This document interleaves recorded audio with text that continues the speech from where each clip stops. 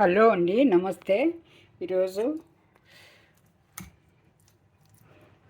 అల్లం పచ్చడి చేస్తున్నానండి, నిల్వ పచ్చడి. అప్పుడే వీడియో తీద్దామంటే కరెంట్ పోయింది. ఇప్పుడు వచ్చిందనమాట, అంత అయిపోయింది.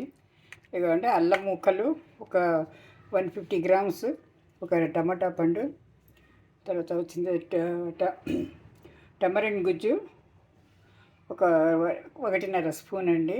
తర్వాత కారము 150 గ్రామ్స్, ఎండుమిర్చి, మెంతులు ఒక స్పూను, జీలకర్ర ఒక స్పూను, ధనియాలు ఒక స్పూను, అన్నీ వేసి దూరగా వేయించుకోవాలి. తర్వాత మిరపకాయ కూడా వేయించుకొని పొడి కొట్టుకోవాలండి.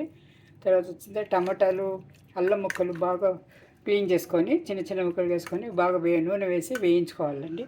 వేయించుకొని ఆ తర్వాత దాంట్లో టమాటాలు కూడా వేసి వేయించుకొని మిక్సీ పట్టాలి. చల్లారిన తర్వాత మిక్సీ పట్టాలండి. ఇది ఉప్పు సరిపడా ఉప్పు వేసి చేసుకొని తాలింపు పెట్టుకోవాలండి నూనె వేసి. ఇది నిల్వ ఉంటుంది.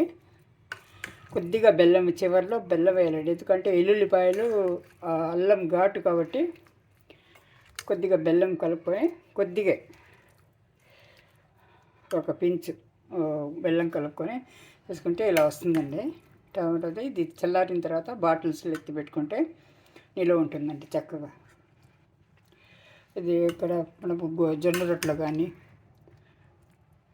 మొక్కజొన్న రొట్టెలు కానీ, మనం దోశల్లో కూడా తినవచ్చండి. చాలా బాగుంటుంది ఇది. అన్నం కూడా తింటే ఆకలి బాగా తొందరగా ఎక్కువ అవుతుంది, తొందరగా జీర్ణం అవుతుంది. అల్లం కాబట్టి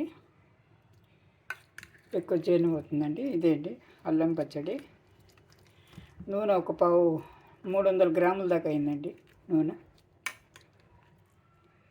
థ్యాంక్ యూ ఫర్ వాచింగ్. ఈ ప్రాసెస్ అంతా పట్టలేదండి, కరెంట్ ఆఫ్ అయిపోయింది, పట్టలేదు. ఈలోగా చివరిలో వచ్చింది current. Thank you for watching. ఛానల్ని లైక్ చేసి సబ్స్క్రైబ్ చేసుకోండి, మీరైతే షేర్ చేయండి. Thank you for watching.